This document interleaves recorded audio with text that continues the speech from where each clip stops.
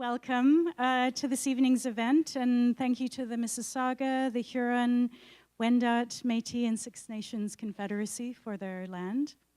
My name is Mauricia Basirkev. I teach in RTA School of Media, and I'm the director of the Studio for Media Activism and Critical Thought, which has organized this event.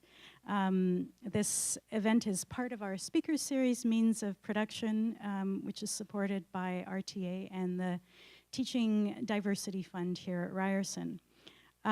Just a little heads up, we have two events coming up. Kathy Crow and Alex Abramovich talking about anti-poverty media on November 10th, and multimedia artist Deanna Bowen talking about archive, race, and multimedia November 24th. And if you haven't already, take one of our bookmarks on your way out, which lists all of our events. Welcome also to the various classes that are here. Introduction to Aboriginal Worldviews from the School of Social Work. Class from the School of Social Work at York University. And my class, Social Justice Media. So here we are, the day after a Liberal majority. Who saw that coming? Okay, you did. Our new Prime Minister has made many promises to Aboriginal communities in Canada, including holding a full public inquiry into murdered and missing Aboriginal women, and to implement all 94 recommendations from the Truth and Reconciliation Commission. So what a great way to start to hold our new government to account by learning about another part of Canada's colonial history, the 60s scoop. So I'm very glad to welcome Dr. Raven Sinclair to Toronto for this talk. I haven't known Raven for very long. We met through a mutual friend last summer, and we had the opportunity to hang out on a beautiful midsummer's evening at Cherry Beach. I think we'd both been working on our films, and I asked her how her film was going. And she said, well, right now I'm talking to this chief and that community group. And I was like, wow, that's grueling. But really, as filmmakers and media activists and academics, these are exactly the kinds of conversations and forms of community accountability that we do and need to be doing. And I'm very much looking forward to hearing more about the journey of this film and its creative intersections with Dr. Sinclair's work. I'm going to leave the rest of the job of introducing Raven to Dr. Cindy Baskin, who is Associate Professor at the School of Social Work here at Ryerson, Chair of the Aboriginal Education Council, and Academic Coordinator of the Certificate in Aboriginal Knowledge and Experiences. So please join me in welcoming Dr. Baskin.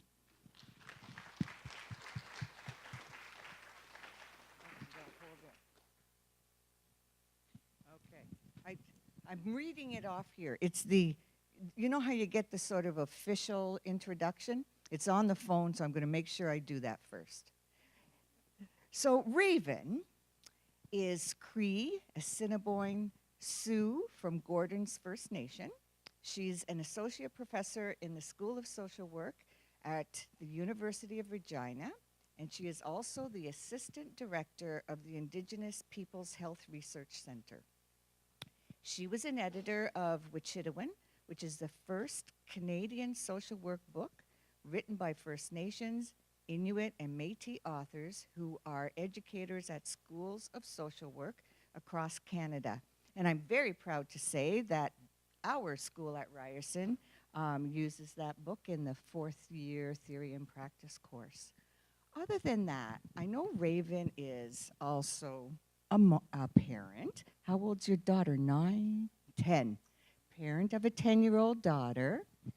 And she has been, I would say, one of the real trailblazers in paving a way for a whole bunch of us to be able to come into this kind of a work in the academy. She and I did our PhDs in different parts of the country, but around the same time. And I do remember several times reaching out to her to, how are you doing it? And this is what's going on with me kind of stories, right? We're so happy. I hear that she's probably just doing this for Ryerson. What a coincidence. But I'm going to now turn it over to Raven. She is a wonderful colleague, a dear friend, and an awesome activist. Thanks.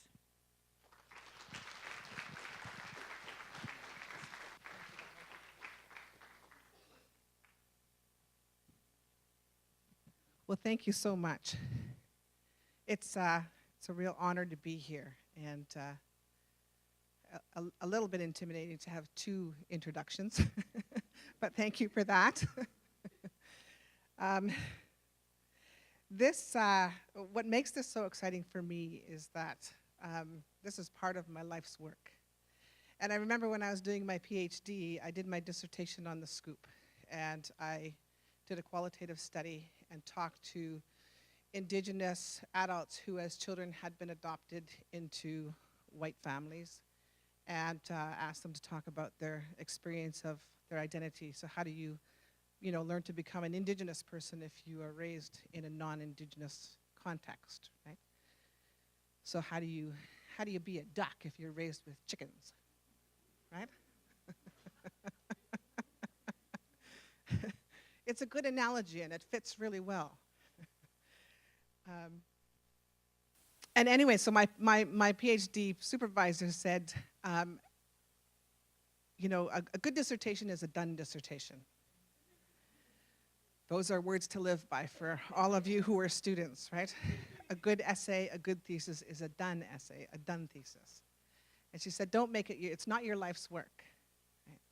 And so I took that to heart, and I just finished it, which was a really, really good thing, because then it allowed me to do more of the same, which turns out is my life's work.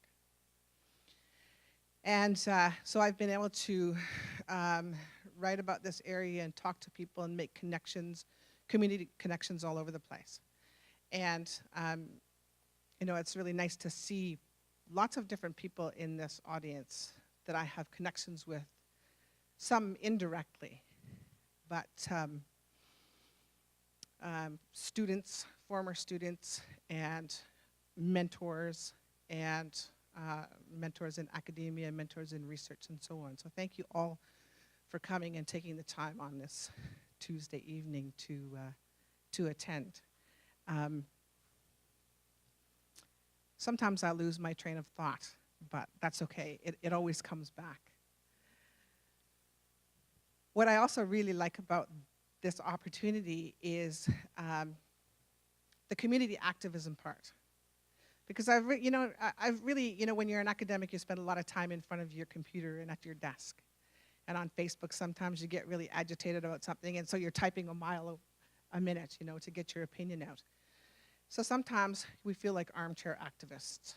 And so anytime somebody says, oh, this piece of writing or this work has had an influence on me, it's a real gift. It's a real gift to hear that. And I was gifted this absolutely incredible piece of art by this woman, and I said, oh my God, this is beautiful. Lisa Boivin. Are you here, Lisa? No? What's that? Anyway, she gave me this beautiful piece of art, and I said, what's it called? And she said, it's called the 60 Scoop. She said, I did this piece of art. I painted this piece of art after I read your dissertation. Because then as an adoptee, to be able to see the experiences of others, in writing, and to get a glimpse into some of these experiences that reflected her own was really significant for her. And that was beautiful. It's beautiful to know that even though sometimes we do that work at our desk in the middle of the night and we're totally out of touch with the world, that it makes its way out there into the world and can have an impact, and it can have a positive impact on people. And in some ways, research is the same way, because the community that this documentary is about, I started working with them 8 years ago, and we were in this building that they've created, which in the Western sense, people call it a daycare. In their language, they call it the Chimak Sultan, and the Chimak Sultan means teaching center or learning center.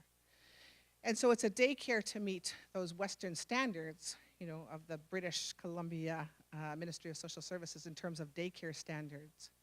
But for them, they built a huge extension to it where they bring in the grandmothers or the kia'as, and every day the children from the different age groups spend time with the kia'as, learning language and culture. And the Chimak Sultan has expanded into creative endeavors. And one of those endeavors is a community play that they put on last summer. It was a year in the making. And the play, Tuidamis, is very much like the documentary.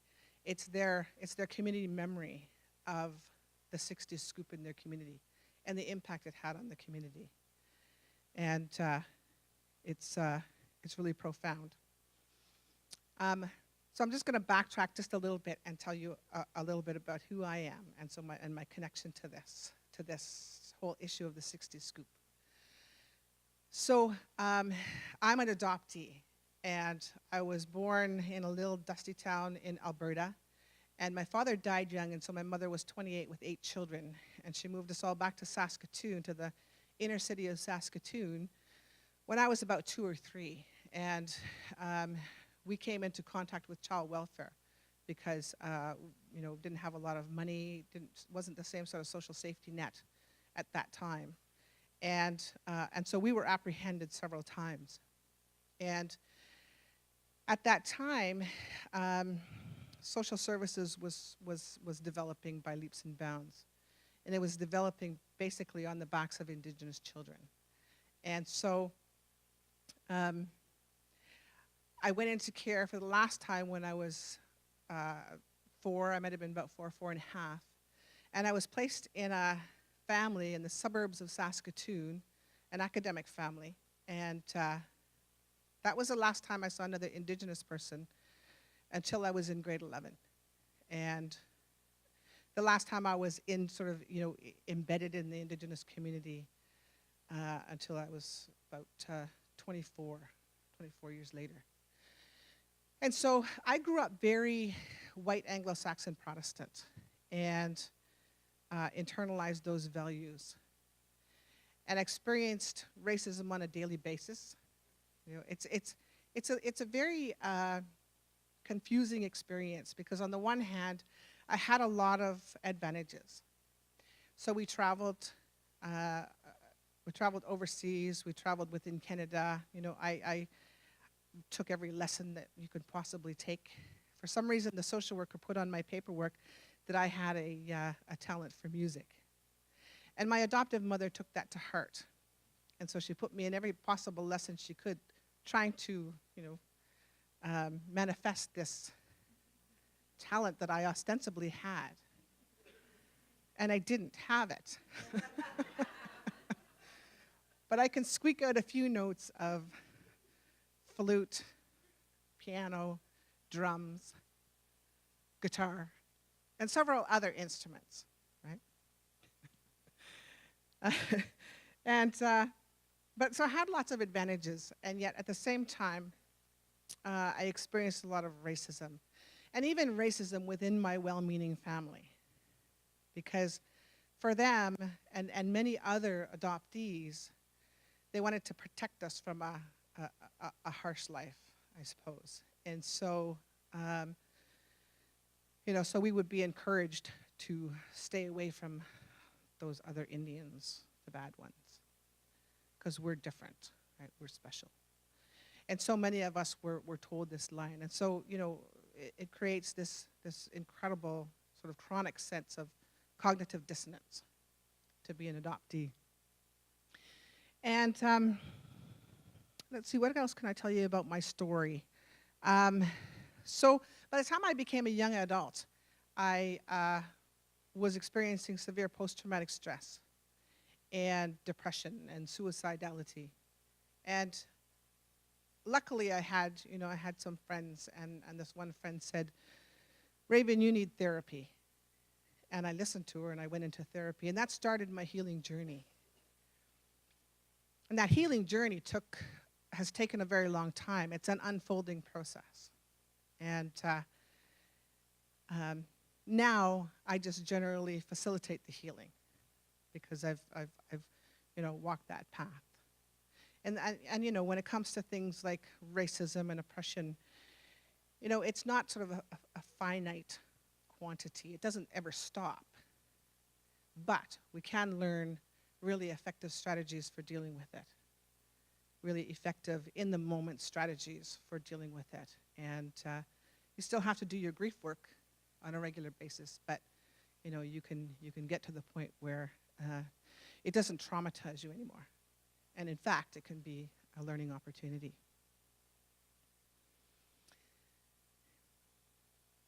And then when I got into university, I went into university fairly late.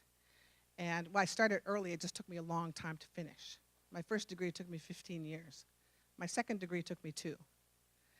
And, which is an indicator to me that, I had done a bit of work by that time. And it got easier. And then when I realized what I wanted to look at was this issue of Indigenous child welfare in the 60s scoop, it was like somebody lit a fire under my butt. And that's been my focus ever since, in my master's and in my PhD, and now in my professional work, my scholarship and my research. And I'm happy to be doing it because there's so many people that are suffering. And not only are there so many people suffering, the problem is still very current. The problem is still so current. So this community, which I see as a leader in addressing these issues that have happened in Canada, just last week launched a lawsuit against the BC government around these issues in child welfare. So in this film, okay, I'm going to get there. I've got to backtrack just a little bit more. How did I come in contact with this community? Well, for me, the process of reacculturating has been an incredible journey and such an incredible gift.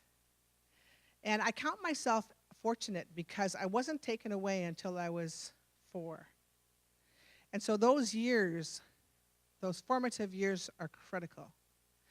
And for me, what those formative years gave me was an unshakable belief and recognition that I am okay, that I'm perfect just the way I am. And because I remember the unconditional love and support of my family circle. What I had to contend with when I was taken out of that family circle and that cultural circle was dealing with everything entirely on my own. And that was the hardest part. And for most adoptees, that is the hardest part, is that we don't have anybody around us to really understand what it is that we're experiencing.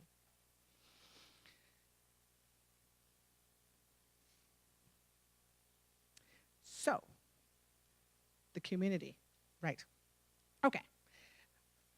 It comes back. Part of it is an age problem too, right? So the gift for me, in my experience, was being able to reacculturate and to remember who I am as an Indigenous person, as a Nehiyaw, as a Cree woman, and all that entails. So I had a little bit of knowledge, a little bit of exposure to the language before I was taken away, and then a lot when I made the decision to reacculturate. And it was just about, making the links through time and remembering and going to ceremony and engaging in ceremony and learning from elders of all ethnicities and understanding that there are common threads of knowledge that run through all cultural groups. And ours is particularly strong. Ours is particularly strong and powerful. And so that's been just such an incredible gift to be able to find that and reintegrate that into who I am.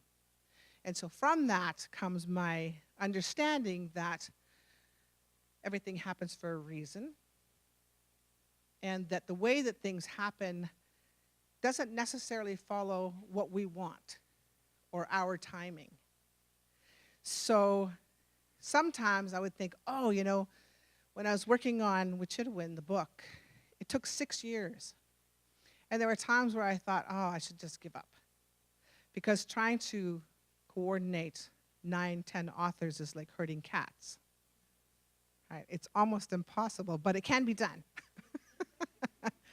But not only that, the book was a spiritual journey. So we had to honor that. And it came together, and it's out there, and it's had a really positive impact. And, you know, so in terms of you know, community activism in the Indigenous context is very much sort of aligned with Indigenous ways of knowing, being, and doing in the world. And, you know, in terms of doing Indigenous sort of based or Indigenous focused work. So I have a bit of a history in Indigenous research. I was funded by an Indigenous Research Center. I was mentored by Indigenous research scholars. And then once I finished my PhD, I was able to participate in the revision of Canada's ethics protocols around research with Indigenous people. And so those protocols are really, really important. So I encourage you to, you know, take a look at those if you're going to be doing research, or even if you're doing, you know, working with Indigenous communities in any capacity. Those ethical principles will hold true for any context. Right? And really, it's about ethical relationships. Willie Ermine calls it the ethical space. You know, honoring that, you know, that, or being aware of that, you know, the tacit infrastructure, that what it is we bring into our encounter with other people. So our socialization, our worldview, our perspectives, our assumptions, all of those things, being very transparent about them and creating, you know, a space of possibility in between us to create something new. And that's what Indigenous research is about, and I would say that's what Indigenous academics is about as well. Right? And so, you know, so going back to the timing, sometimes things don't always work out according to this, you know, this Western calendar that we have, this deadline and that deadline. And sometimes you have to meet those deadlines, and so you do, right? But maybe you sacrifice something in the process. And so with this documentary, you know, it's taken a number of years, and you know, sometimes I'll say, oh, it's taking too long, and it should be out, and it's got to be out. And then something else will sort of emerge. When it's money, it's really great. These things, they cost money. And it's like you'll get money and go, yay, we've got a bunch of money, and then poof, it's gone. Editing and, you know, scripting and all these little pieces cost money, right? And, but everything, you know, and I've learned one of my greatest lessons is to remember to just have faith in the process. To have faith in the process.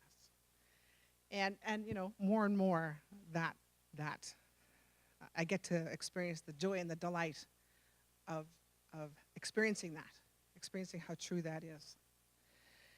So I was chair of a national body, Indigenous Social Worker Educators Network, for a number of years. And I was at Congress in 2008, and I was talking to our group of social work academics and telling them, you know, if you are working with Indigenous people, then we really like to be consulted about what it is you're doing. So call on any of us in the network, and we will support your work.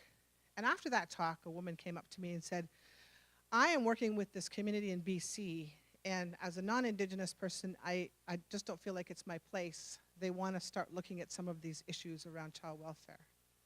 And I said, oh, well, what community is that? And she said, it's Splatcheen. And how they used to be called Spellamcheen Indian band. And I just about fell on the floor, because this is the community that I had encountered in my research over and over. And it was the chief of this community who was instrumental back in 1984, he made a phone call to justice in Manitoba by the name of Edwin Kimmelman. And together they created this commission, or Edwin Kimmelman created this commission in Manitoba to look at the disproportionate number of children in Manitoba who had been taken into child welfare and adopted into the States. And in this report, he said that cultural genocide has been occurring here.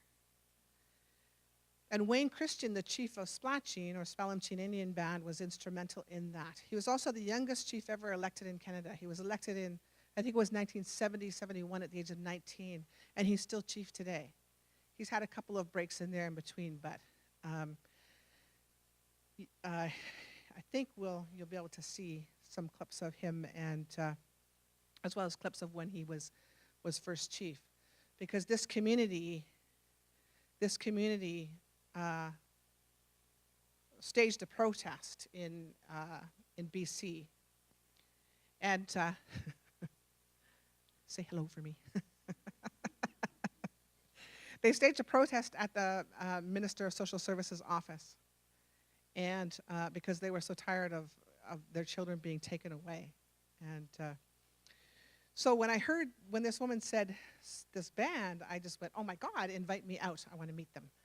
And so within, I don't know, 6 weeks, I was in the Chimmack Sultan. I was sitting in the daycare meeting with Deanna, who you'll meet tonight, and Rosalind, her mom. And we started to work together then.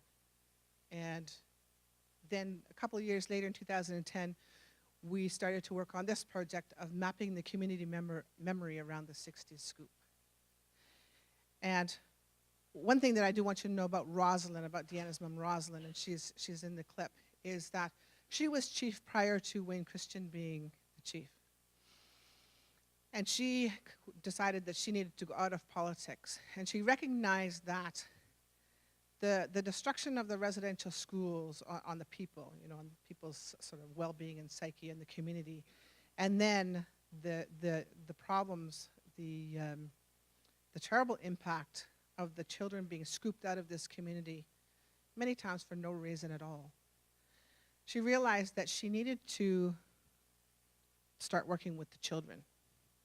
Right? And so she started the daycare. And her vision was never just a daycare. Her vision was always to try to create within this, contemporary context, a framework for giving children this knowledge, for transmitting traditional Secwepemc knowledge and language. And that's what she has put into effect. So the film then, most of it takes place in the Chimmack Sultan. And there's just a few clips you'll see there, and we just kind of took over different spaces and did the filming and did the interviews. And yeah, I think that's about, let me just check my notes. I want to make sure you have all the important information.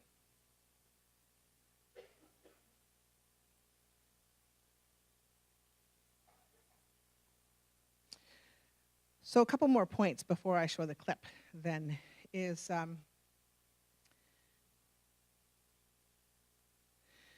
so initially, of course, they're going to talk about residential schools. And it's important because the link between residential schools and child welfare is it's a strong link. Because in the 50s, when the residential schools were starting to fall into disrepair, the governments then were passing jurisdiction over to the provinces for child welfare. Because Indians and lands reserved for Indians, we're the jurisdiction of the federal government, right? But then the provinces want to be bosses of certain areas. So in the late 50s, early 60s, they negotiated for provinces to have jurisdiction over child welfare. And that's for us when the problem started. Because the residential schools were blatant assimilation strategies. Duncan Campbell Scott, the Minister of Indian Affairs back in the 20s, said, the object of this bill is will continue until there's not a single Indian who has not been absorbed into the body politic. That is the sole object of this bill. And the bill was the residential school bill, which was subsequently passed in the House of Commons. And, you know, but one thing that we don't know is sort of how did this morph then into child welfare? And, you know, were there explicit policies? And this is an area that I'm about to go into, to examine, you know, how did the assimilation rhetoric change to you know, child welfare? It became a child-saving rhetoric, but we want to sort of trace that policy path, and you know, and how it came to be, because the implications are, it has contemporary applications. Because you know, in the late 50s in BC, I think, you know, Wayne says they were at less than 1% of their children were in care, and then, but you know, 5-10 years later, in the mid-60s, they had 40% of all children in care in BC were Indigenous. And now we're looking at 60 to 80% across the country. So in Saskatchewan, 80% of all the children, so 8 out of every 10 children in care, are Indigenous. Okay. Now to me, there's a real problem with that, because we make up around 4% of the population. Okay. So the system is set up. There's a problem in the system where this happens. And lots of sort of different factors to look at. But there's definitely a strong sort of economic factor there for sure.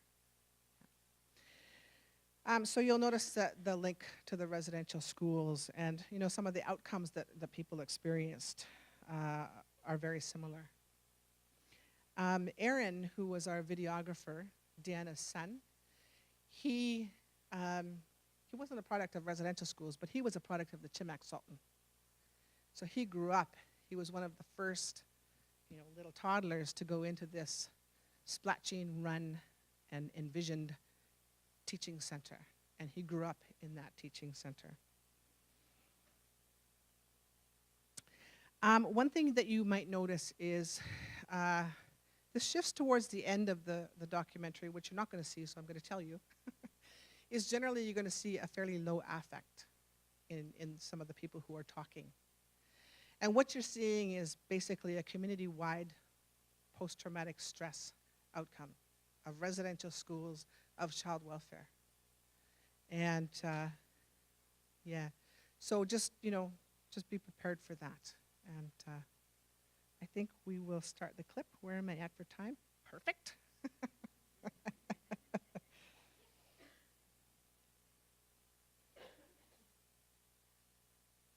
So,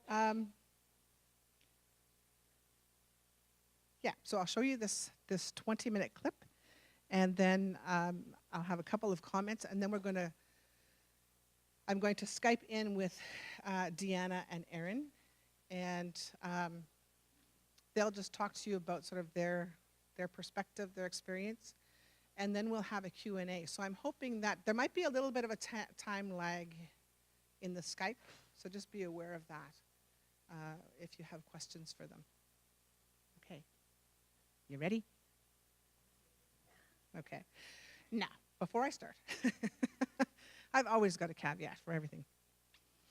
This is not a finished product, okay? We have some voiceovers to do, and we probably have a little bit more. I want some more of the images of the community, so footage of the community, and especially, you know, what the community is doing right now. And yeah, okay.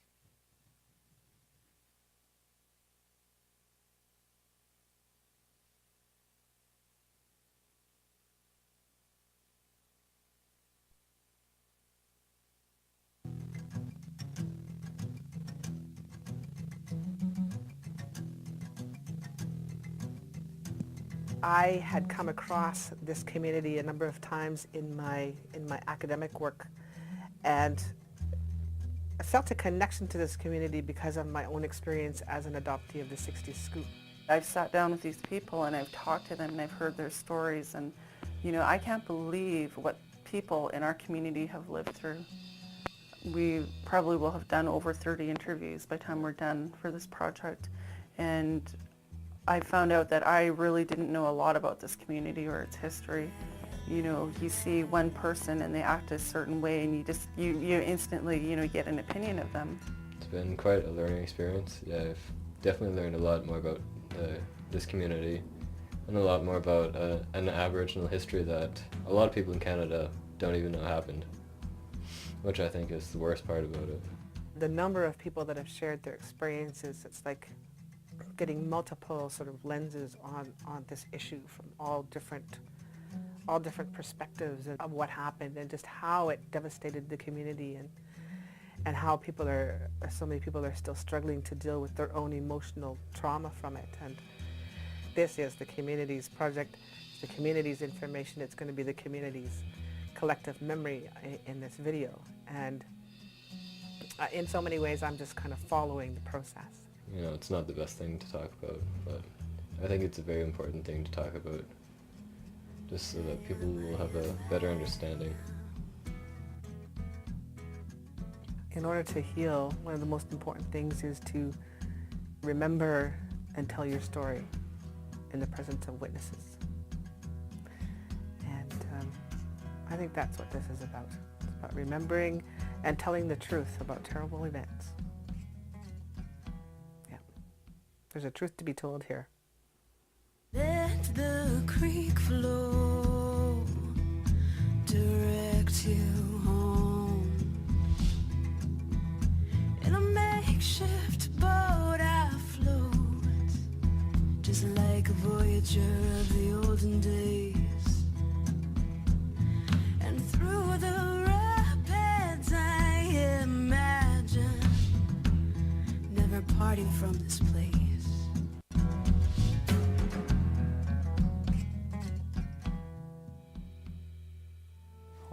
White squashed salad. Resquast Intianas Mukacha. Esquest Macha. My Indian name is Chawum, and I'm told that the meaning of that name is that there's a berry that we call husa, or soapberry, but when you whip it up and it reaches just the right stage, you say it's Chawum. So that's my name.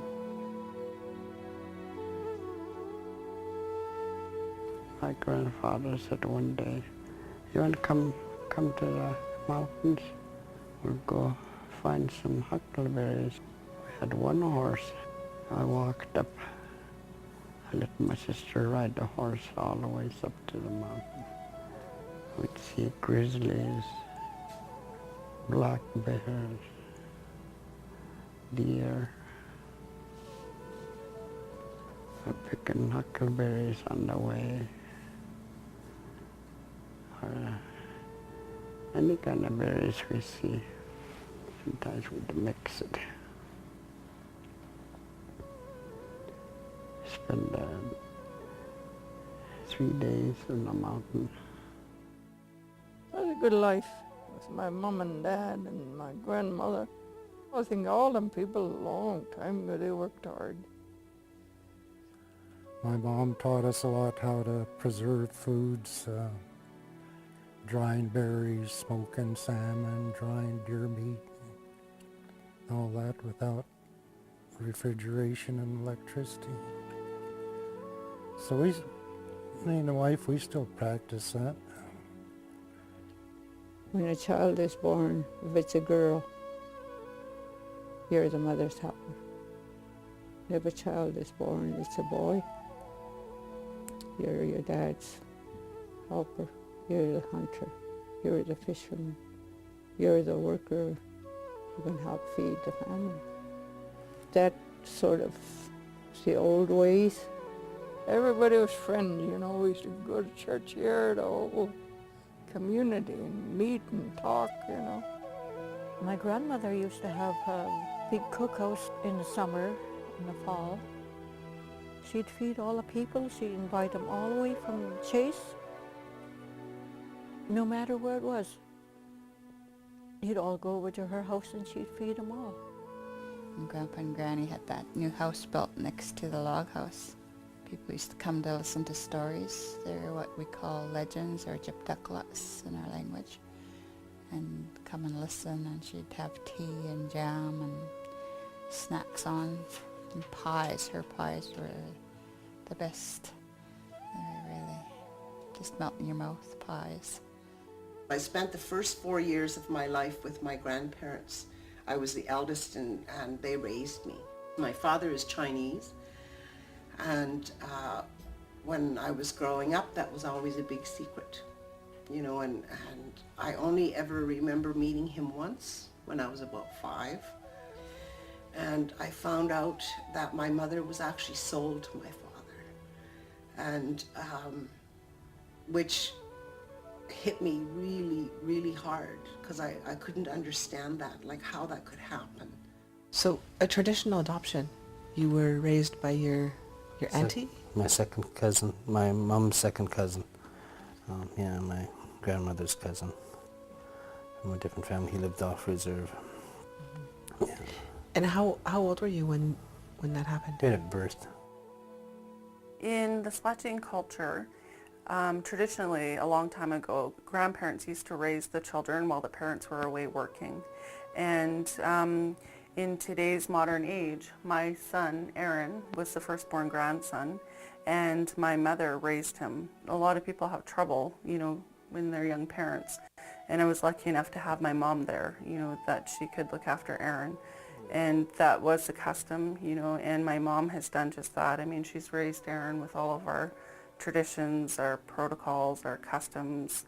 You know, Aaron's grown up, you know, knowing fully well who he was as a Splatching person.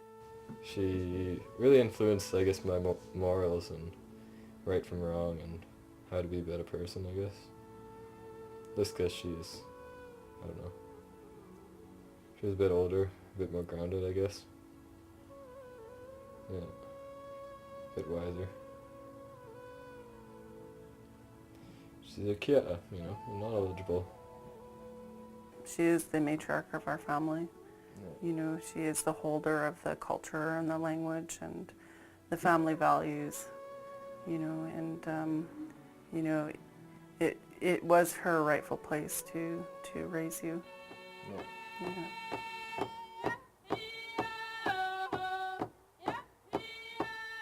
It's a language that is really a powerful language when you learn it. And I myself, I'm just starting to learn it, and I'm actually a grandfather. I'm a grandfather of 18. And I've had to commit myself to learning the language to teach my grandchildren, because it's something that was not taught to me in the home when I grew up, and I was brought up in foster care for part of my life.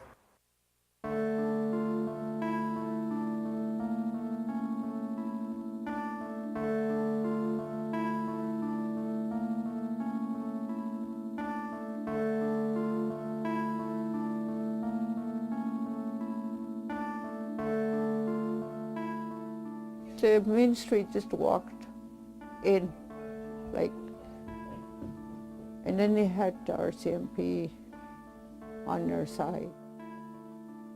I was 12 years old when I was removed from our family. You know, it was just that whole experience. I think it was going on for a lot of us at that time, the 60s scoop, you know. The social worker, the infamous Miss Oram, she came to the house and with the intention to apprehend us. And my mother stopped her and told her to get out, you know, and that she had no business apprehending her kids because I look after my kids, you know, just, you know, and my mom threw her off the property. And then she came back and she had the RCMP with her.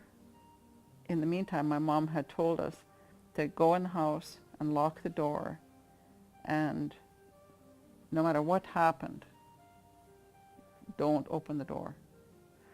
And then she took her 22 single shot rifle and, you know, sat on the front step waiting for them to come back.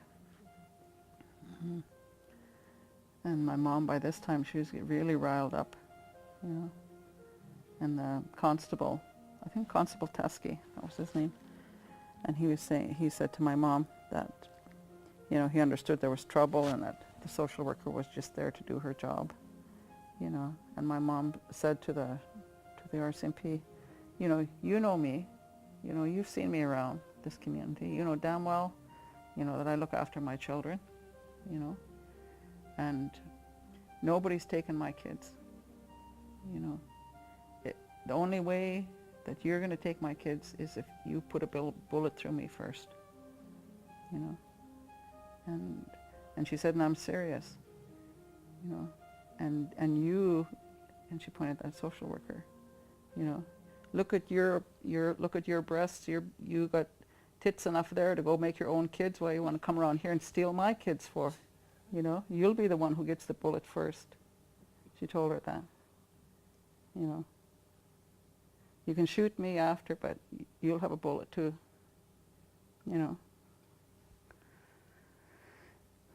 So that constable was saying, Tessie, settle down. He said, I agree. I can speak to that. I've seen you look after your kids.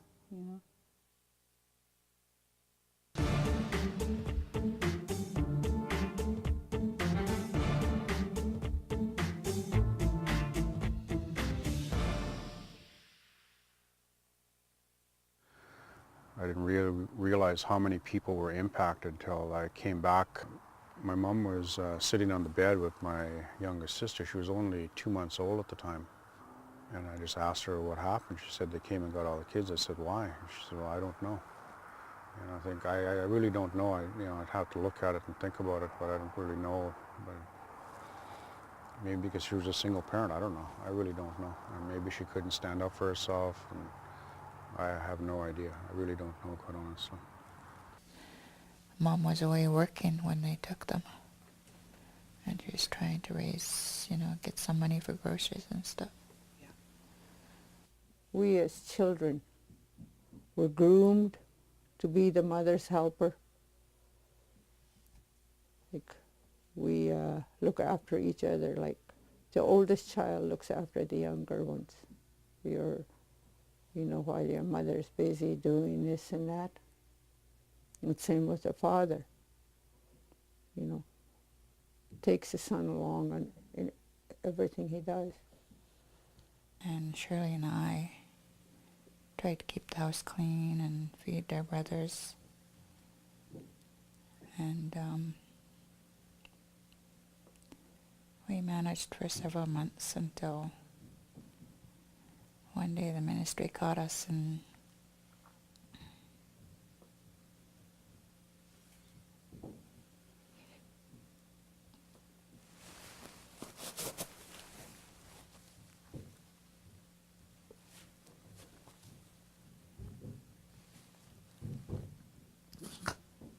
said I was too young to look after her. And too old to go into foster home. So I can remember was their faces looking at me.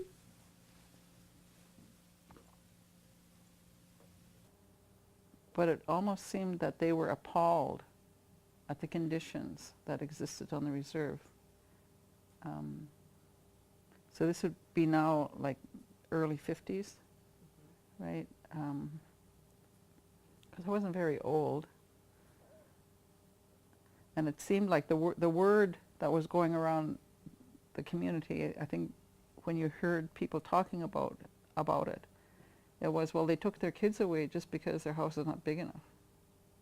They don't have enough rooms, or they don't have enough this, or they don't have enough that for their kids, And there was others, they had their kids apprehended because they were drinking, because alcohol hit our community and hit hard. I was born in '54, so I have memories of our community and the alcoholism that was going on, the rampant violence, walking this road here, the Canyon Road, and having people from town all the way up pass out alongside the road. So as a child, right, that's the kind of memory that I have. Homes weren't safe when alcohol was taking place because, people were kicking in doors and breaking windows and, raping children. And it was the other side of that picture, wasn't a pretty picture. We removed some hay bales and we made a tunnel, like a place inside the hay bales. And then when everybody was drinking, we'd go in there and then we'd pull the bale in behind us right? We'd sleep in there. I witnessed some really ugly things in my childhood in the early 50s or mid 50s in this community. I was living with my grandparents, and there used to be packs of men who were drunk out of their minds, and they terrorized people here. They would come and they were kicking in doors. And I remember this one time we could hear them coming because they're all like hooping and yelling around, and my granny was like putting on my coat and putting on Thelma's coat and bundling Wayne up because he was a baby. And they were coming in the front door and she was shoving me out the back door. So I remember carrying Wayne, and I had Thelma's hand, and we were sent into the bush. And so I went along the bush and I followed the creek down, and I went to the Thomas's house.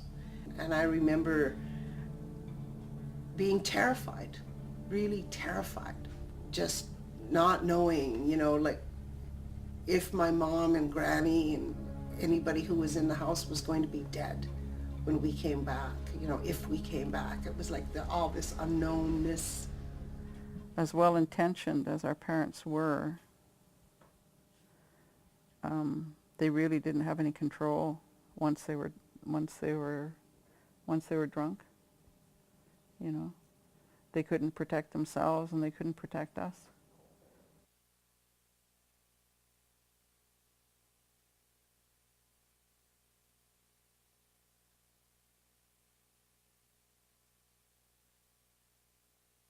We were a temporary placement where the children were apprehended in the middle of the night.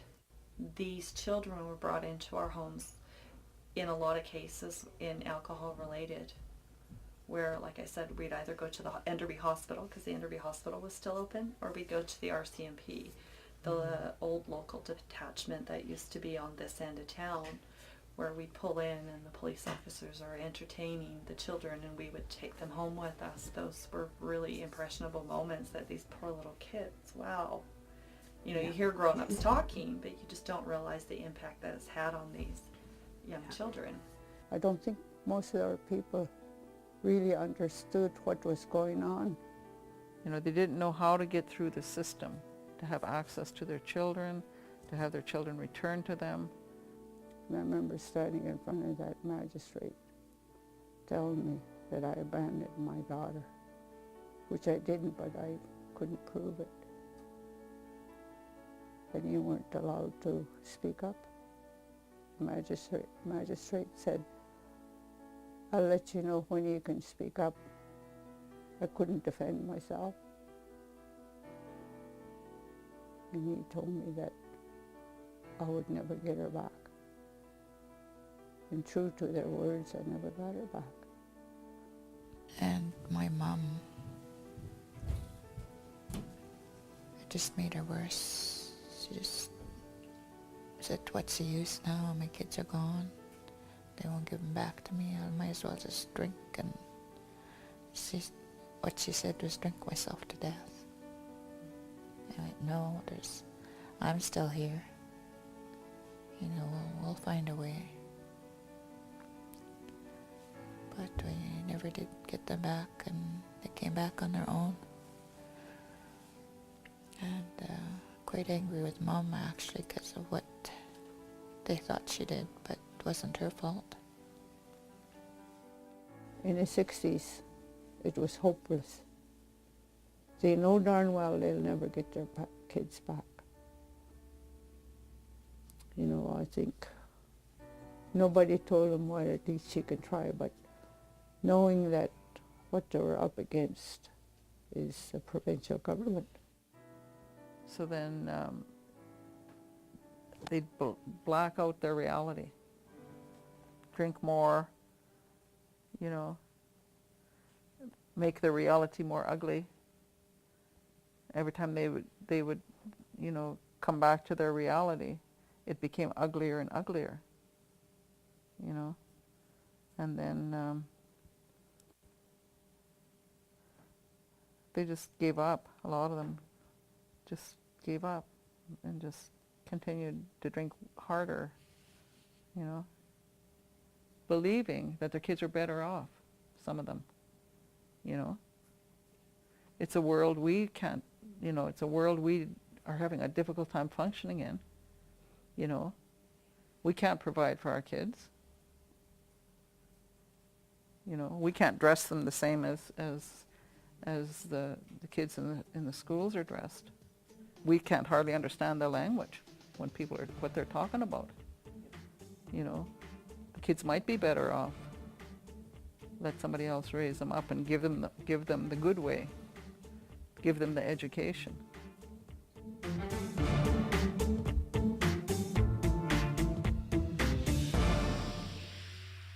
Why? I don't think I'm any different than the next person. That's about a third of the film, and I can't show you the rest because it's not finished. And it's difficult, you know, it's difficult to stop it there because it's not the whole story. And this is really just sort of the beginning of the story. What you've seen is the link between the residential schools and child welfare. So the residential schools, of course, most of you know, were total institutions. And even though they were run by the churches,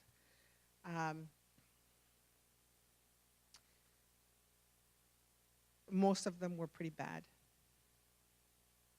Lots and lots of sexual abuse, physical abuse, murder, and then all of the things that go along with total institutions: starvation, sleep deprivation, manipulation, all these sorts of things. So these kids came out of the schools back to their communities where they were virtual strangers. And sometimes they were accepted, sometimes they weren't. These are the things that they say in the film.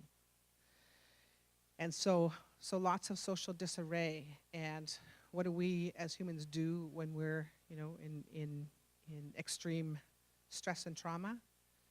Often we self-medicate. And so that's what happened.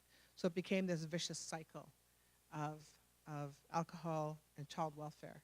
And I remember Rosalind telling me that once the children had been taken, and there were 100 children taken from this community of 300 in a 10-year period. So almost all of their children were gone. So in the late 70s, she said, it was like walking into an abandoned village where it was just the adults. And she said, and people were so traumatized that most of them had just given up. And so there was lots of drinking and violence. And she said it was absolutely horrible. And that's what sort of sparked her to get into politics, and then sparked her to start working with the children. So one of the things you know, I like about the film, and I don't think we'll change it, is that it doesn't have a really happy ending. It has a hopeful ending, because despite what the community's gone through, they have incredible resilience, and they're doing some really amazing things. And you know, they've got beautiful land, and they have their traditions, and if you ever want to have the best salmon in the world, go there, because they know how to cook it. They know how to cure it. And you know, but people aren't living happily ever after. It's very raw and it's very real. So what I'd like to do now is connect with Deanne and Aaron so that they can just talk with you, share with you about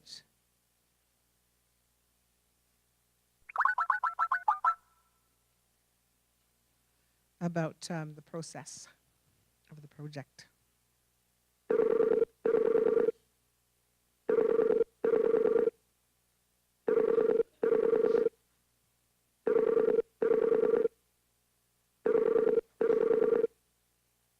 You see us?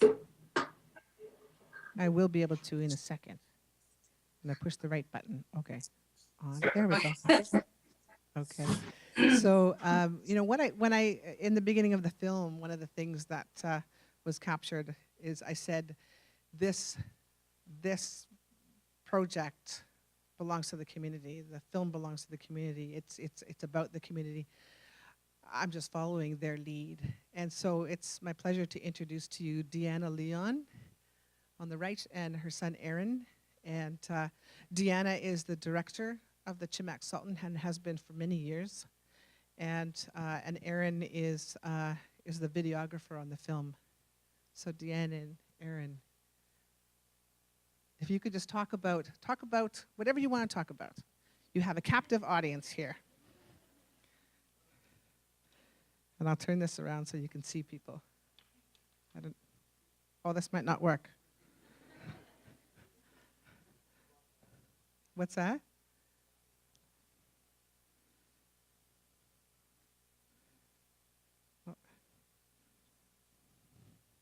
Oh, no, I just wanted to turn this around so they can see who they're talking to. There we go. Okay. See? Can you see? Everybody wave.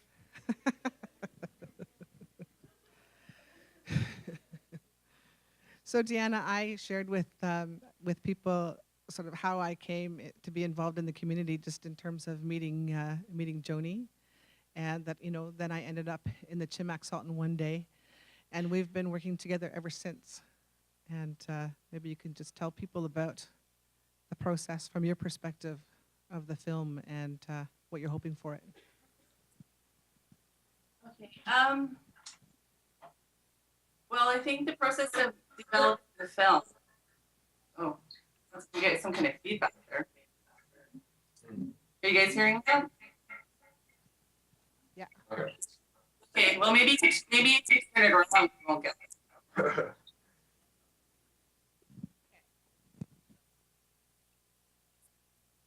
Okay. That sounds better? Yeah. Okay. All right. Well, the process of the film was really interesting because it's been a few years now that we've actually started working on this film and doing it. And when we first started doing the filming, I actually didn't know a lot about the whole real story of what happened in our community. And we would be doing the filming and we'd be listening to the interviews and, starting to edit the film. And it's very profound, like the effect it has on you as a community person to finally understand what my mom went through. Rosalind is my mom, and her experience with this, and it was just something that we never talked about. It was like the hidden secret, right? That nobody talked about. So when they say this film is like a truth to be told, it's going to be the first time that probably a majority of our community members have actually ever seen the film themselves or understood these stories. And, they learn a bit about it in high school, like through the high school curriculum, but I mean, this is a real actual story. This is what happened to my community. This is what happened to individual families, to people, and the trauma that comes with the residential school in the 60s scoop. It's intergenerational, it's carried through to generations. I mean, we have future generations being born who are still, bringing that trauma forward with them, but we're hoping that with this film and our center, the Chimmack Sultan, because we do a lot of language and culture teaching here, that it's actually repairing some of that damage. And I think our hope for the film is that people gain an understanding of what we went through, because people don't really know the whole story. They don't know. And I think with this film, I mean, we just finished watching it again, and I'm sitting in my office crying. I'm crying because it's a heavy duty subject material, and when you watch it again, it's sad. You think about what really happened to these people, and their story of what happened through their whole life in our community, and it really does give you empathy to who they are, and it makes me want to fight harder, for our center here, to make sure that we get more language and culture and more healing activities happening. And I think what we do through the center here, it does help people and helps the community. We're kind of like a hub, and what we do kind of ripples out into the community. I don't know, I feel like I'm rambling now. Does anybody have any questions? Aaron, do you want to talk? Just from my perspective, yeah, I'm just going to echo the same thoughts that I did get to learn about my community, about the history, and how it relates to Canada as a whole. Because our community was hit pretty hard, but this happened all across Canada. And I know growing up, I grew up outside the reserve and went to school, and I learned nothing about this. And I feel like that's the same way in a lot of communities is you don't hear about things like these in history books and why it makes communities the way they are. So that was pretty tough, and yeah, like my mom said, looking back at the footage again and reviewing the footage and editing the footage, yeah, you get a strong sense of empathy for all the community members here and in general. Yeah.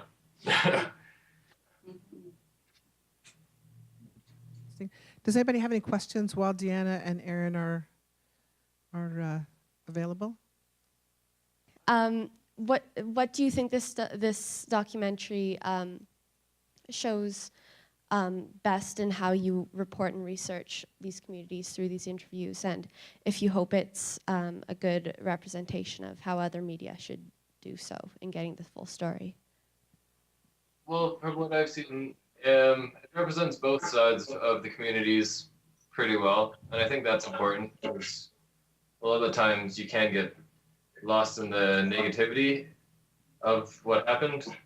Both sides as in from the children that were taken away and the parents, or from the Indigenous communities, or what do you mean by that?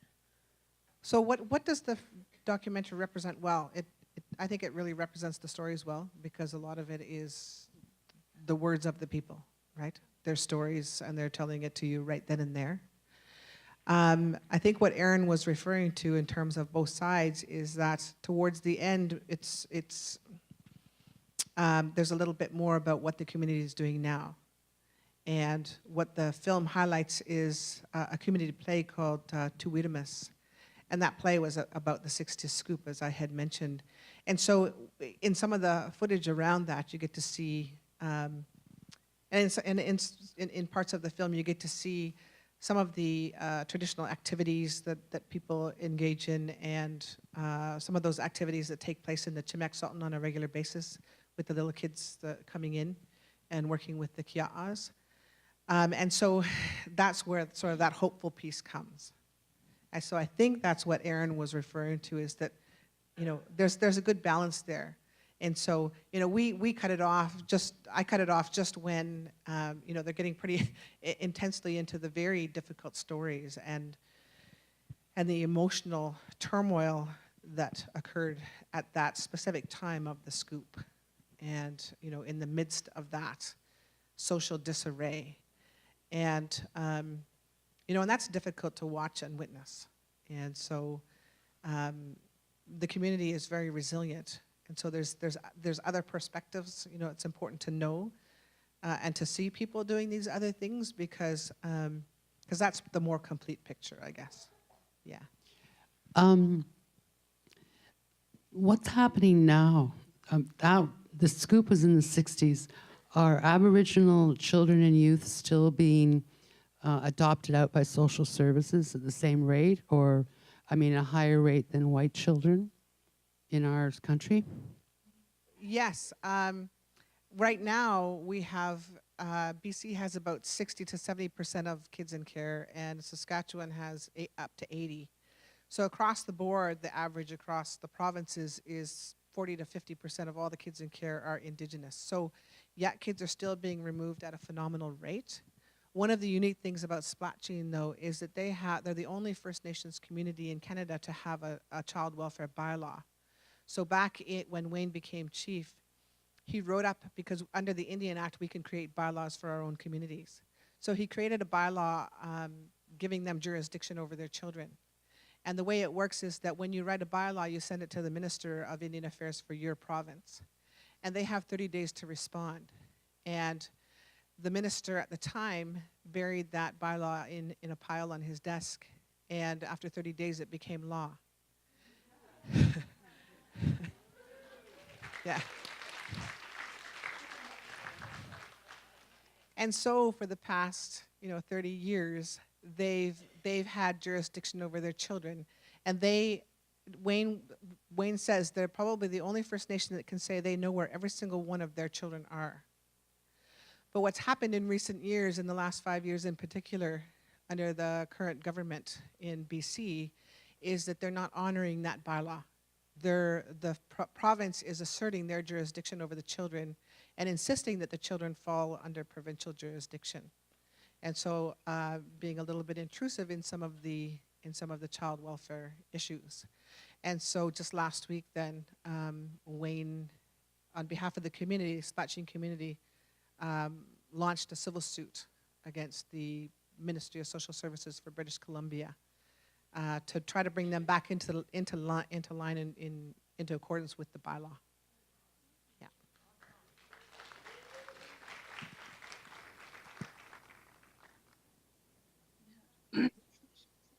What you were gonna say? Exactly what I was gonna say. I knew it because we're in sync that way, Deanna. And me. Well, you're right there. You know what's going on. Yeah. Yeah. But what was funny is at the day of the protest, we went down to videotape it, and all of the local media that had been called, none of them showed up. So me and Aaron were the only two cameras on the scene documenting this. But I mean, it's a huge thing.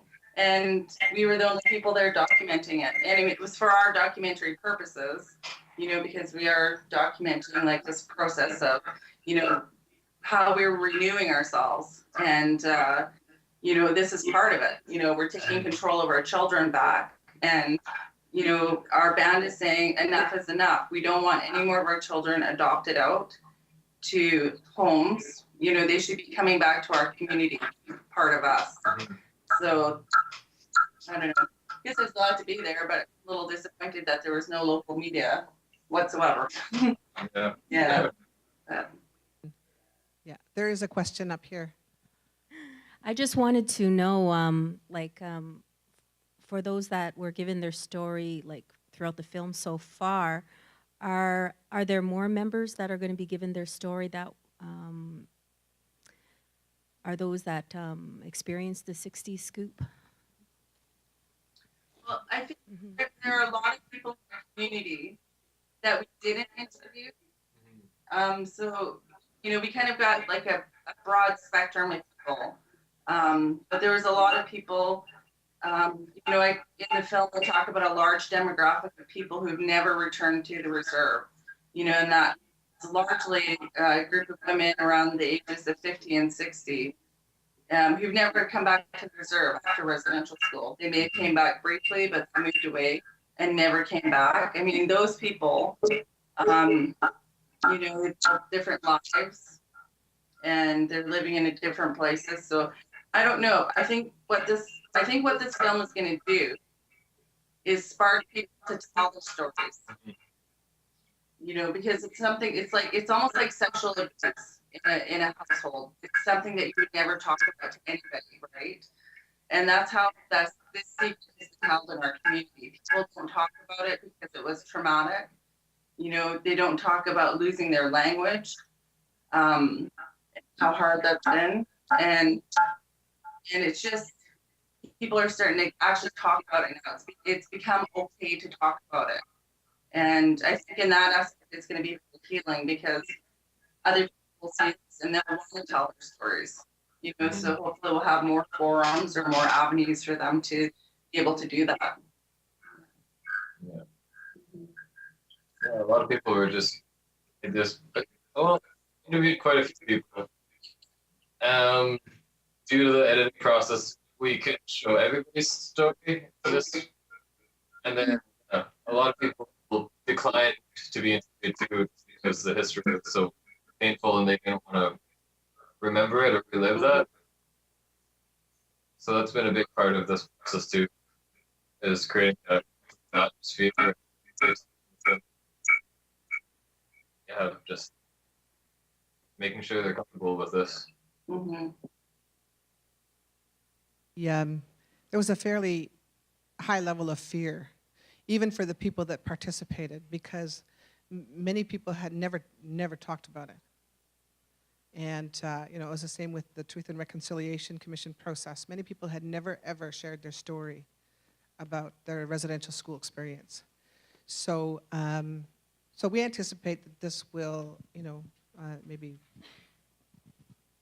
serve to crack some kind of a barrier and have people chat, about it. I am hoping to embark upon a 5-year project, and part of that project will be to gather those stories and to create webcasts so that people will have an opportunity, and it won't just be Splatching, it'll be across the country. And we'll have a website and then little clips where people can share bits of their stories, those who are interested, yeah. So stay tuned for that. Thank you, Dr. Sinclair, for coming today. I'm up here. Hi, everybody. My name is Sue Enberg. I'm currently directing and producing a film in collaboration with the survivors of St. Anne's Residential School in Fort Albany.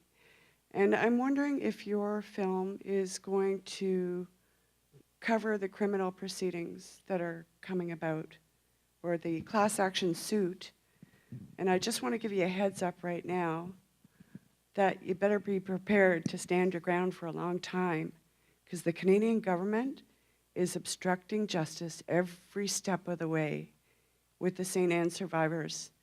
And the survivors are now passing away. 15,000 have passed away since the start of the Indian Residential School Settlement Agreement. So just, if you're going to cover those court proceedings, just the lawyers need to know right up front that the government is likely going to hide evidence like they are in the case of St. Anne's. At least until yesterday.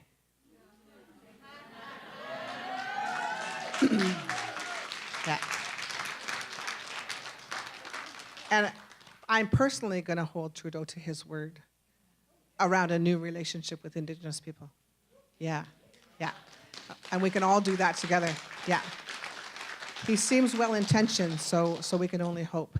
But to answer your question, no, we're not going to focus on the lawsuits, because we're focusing on their bylaw, because this is the community's work, and it's sort of the issues they're currently sort of embroiled in. Some of them may be involved in some of the class actions, but that'll be completely separate from this particular film, yeah. Hello, so I'm actually from Kelowna. So it's nice to see you guys out. I recognized the name Spotchin as soon as you said it. And even just watching the bit of the documentary, my heart kind of broke, talking about the Enderby Hospital. So coming from that area, I've been in contact with a few different Indian bands and groups.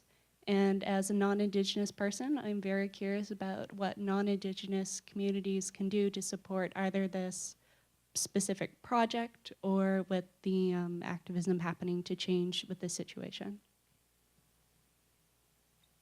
With the Activism, I would say just follow what Chief Wayne Christian is going to be doing, because this is just the beginning.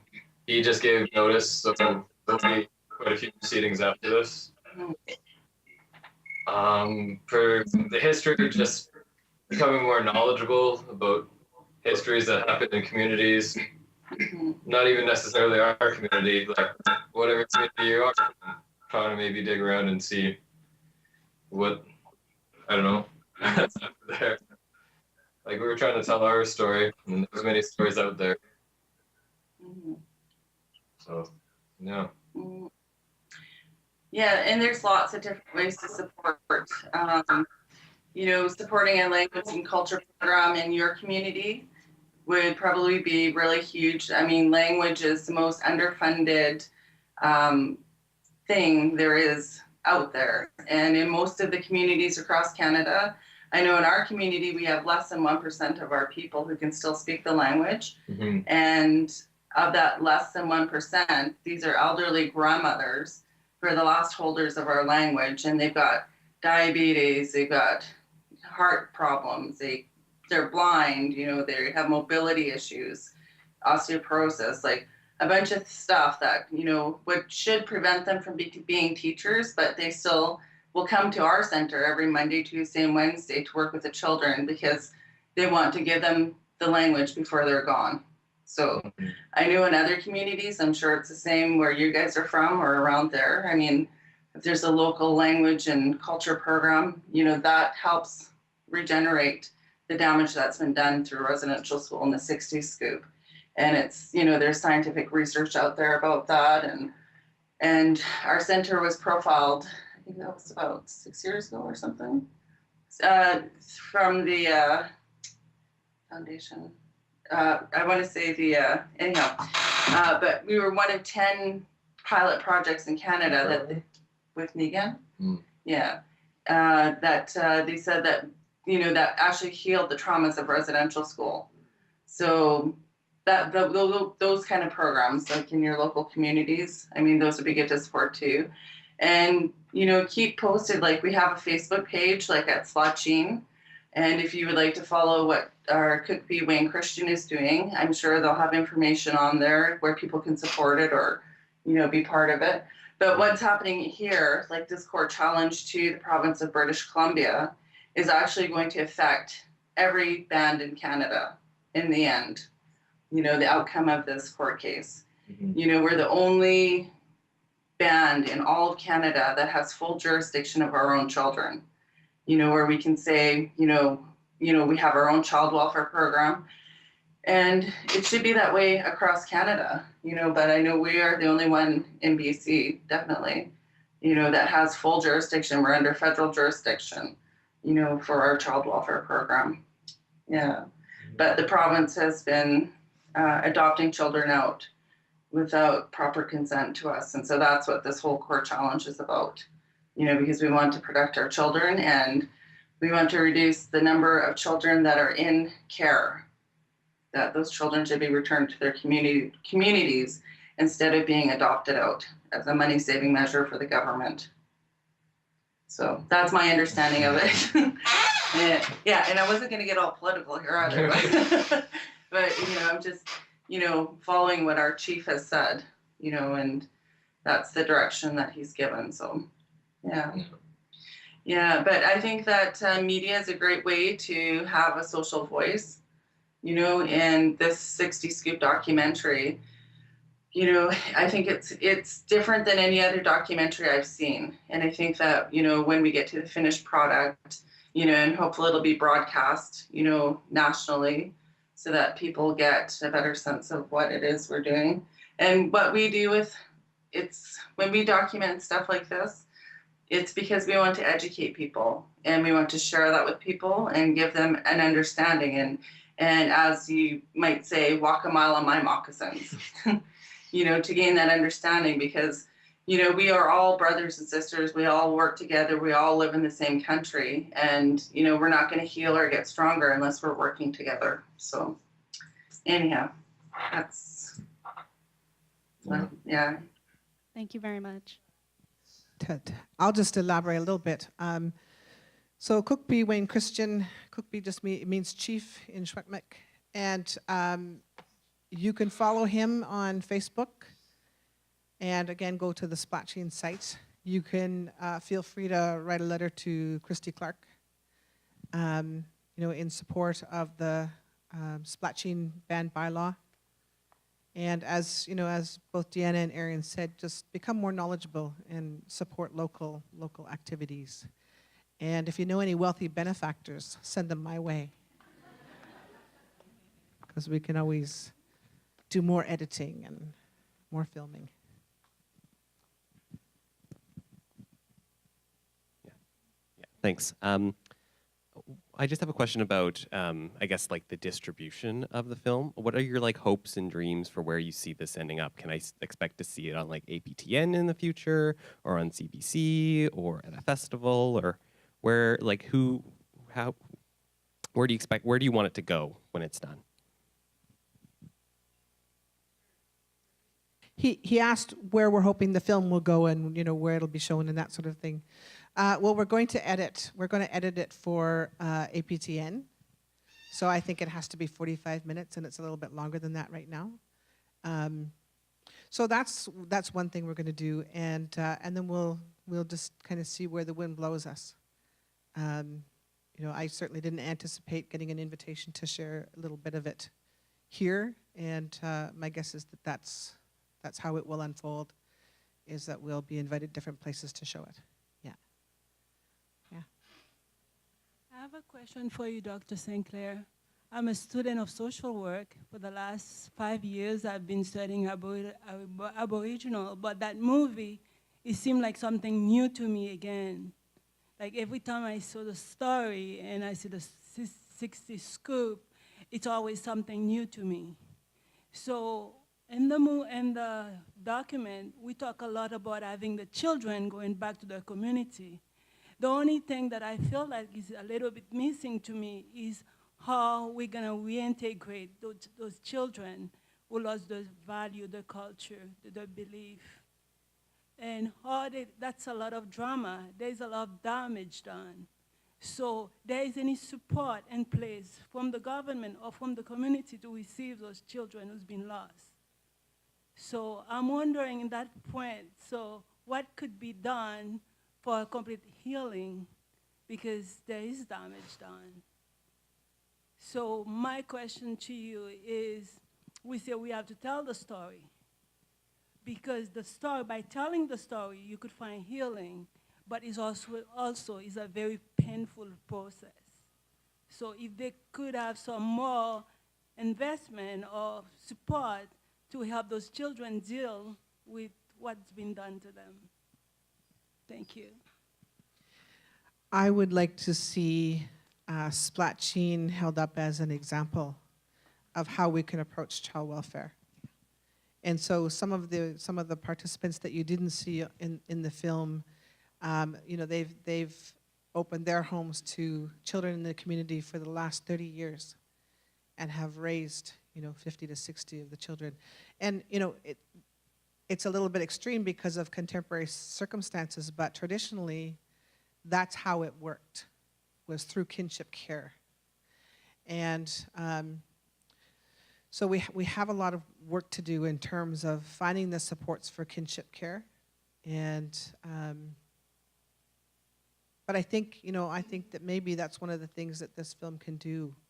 And when the band is successful in asserting their bylaw, that other communities can you know, draw upon this example, because they've done a lot of work in the last 30, 40 years, but it's working. It's working. Yeah.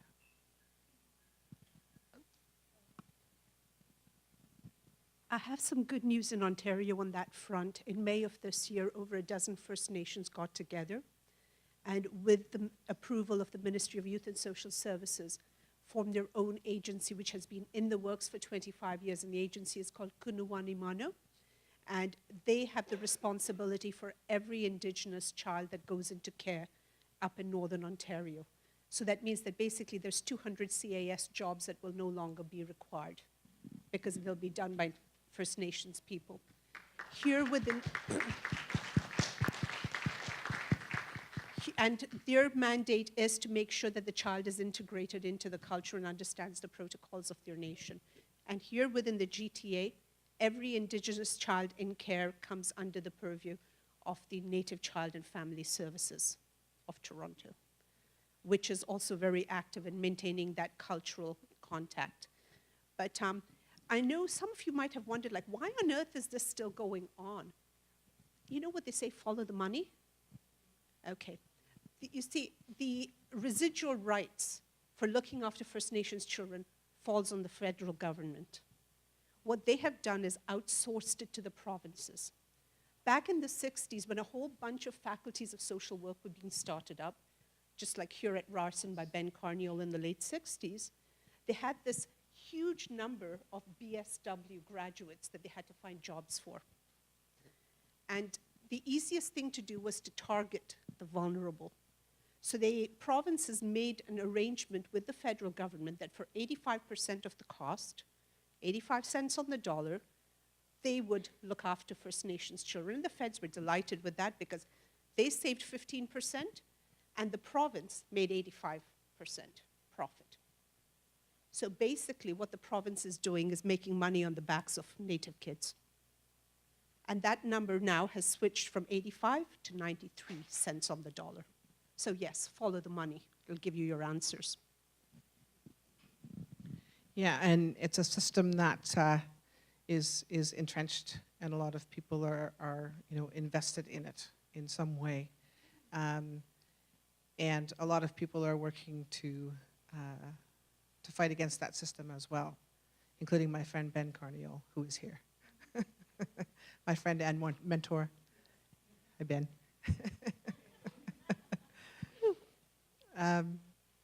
Yeah, so any more questions for Deanna and Aaron? Oh, there we go.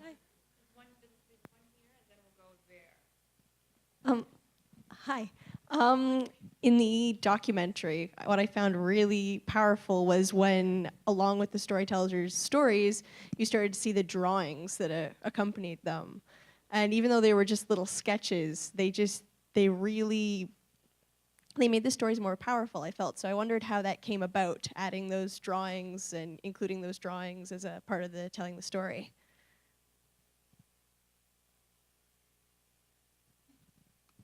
Did you hear the question? So the question was that the drawings, the little sketches, were quite powerful, and she was wondering, how did those come about? Well, it's hard to find the reenactment, and what we found, like when we talked about this a lot, I think that we didn't want to re-traumatize people by watching this. You know, you're already hearing a very sad story, and then if you put the reenactment behind it, and it might be too traumatic for survivors watching this show.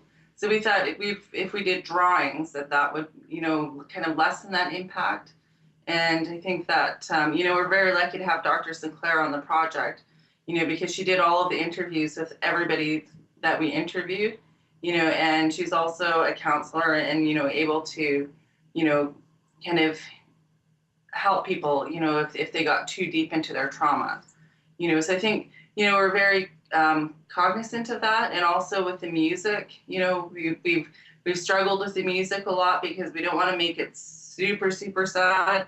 I mean, it's a sad show to watch at the beginning, and in the end, you see our resilience and you see how we're working hard to get out of this. We're working hard to fix the traumas. We're working hard with our teaching center to teach the children the language and culture. But, it's all about flow, and it's all about, how you're making your audience member feel. And I think we all agreed that the pictures were probably, the best way to go, because then you're not actually getting a super intense visual of somebody's trauma. So I don't know. I think the pictures work nicely too. Yeah. But we tossed that one around for quite a bit. Whether we should use actual photograph reenactments or if we should get actors to reenact little clips. And I think in the end, we decided the photos were the gentlest way to go for people who are watching the show. Yeah. Do you concur with that, Raven? Yep. Are you there, Raven? Can you hear me? Yeah. Yeah. No, that's exactly right. I think there was another hand somewhere. Was there? Over here? Oh, perfect. She answered the question. Great. Any other questions? That there's less realism in a drawing, and to go back to a memory and try to recreate that, it just didn't really feel right to try to stage something like that again. So that's why I think the use of drawings was really good, because it's also a lot more imaginative too. You use your imagination to kind of experience that a lot more than if you were to see just a realistic recreation of that, where it becomes a bit more passive, I think. So that's also one of the reasons why we use drawings. Yeah. Yeah. Sure. Hi, Raven. And Skype friends. My question is, your work with the 60 Scoop, I'm sure you're familiar with Dr. Blackstock's work with what's happening right now. I'm wondering where that connection lies, if there's any connection, and if you're going to work together in the future, how you can help each other and help the community at large through your work. I think that the major impact of Cindy's work is going to be in the outcome of her UN case, which basically is a it's not a lawsuit, but it's a human rights case against the federal government, contending that they have inequitably funded services for Indigenous children as opposed to non-Indigenous children. And I mean, we know that to be true sort of across the board in terms of health, education, childcare, child welfare issues, and so on. And so what my hope is that that will take care of the inequities in funding, and that will allow us to put our resources into kinship care and some of these more appropriate Indigenous models of child welfare. Yeah.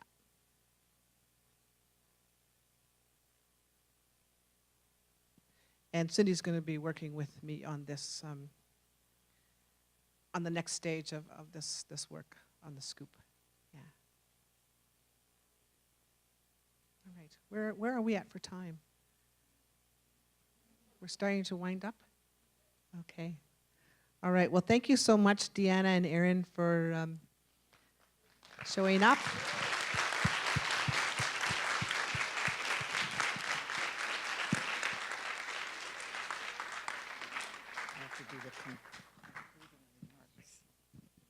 Thank you to Raven, Deanna, and Erin. That was really wonderful to watch.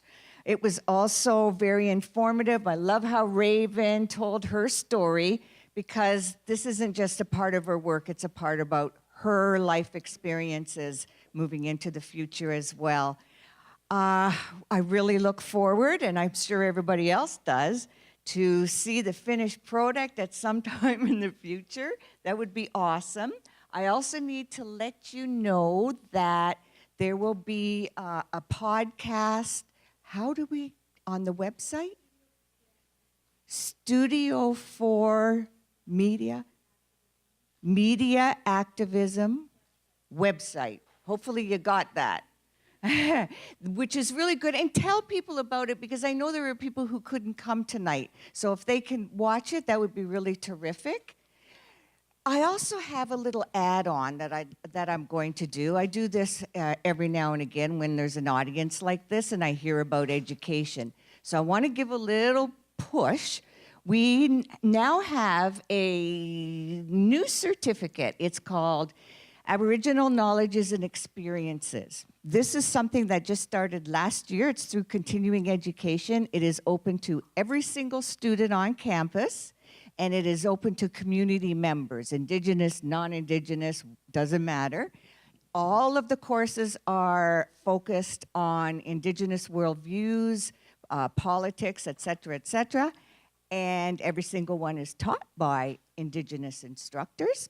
So please look it up. I have some beautiful postcards. I'll put them here if you want to pick one up and take it with you, give it to people you know, all that kind of stuff. There, I sound like a politician. Okay. Thank you all so much for coming. This was awesome.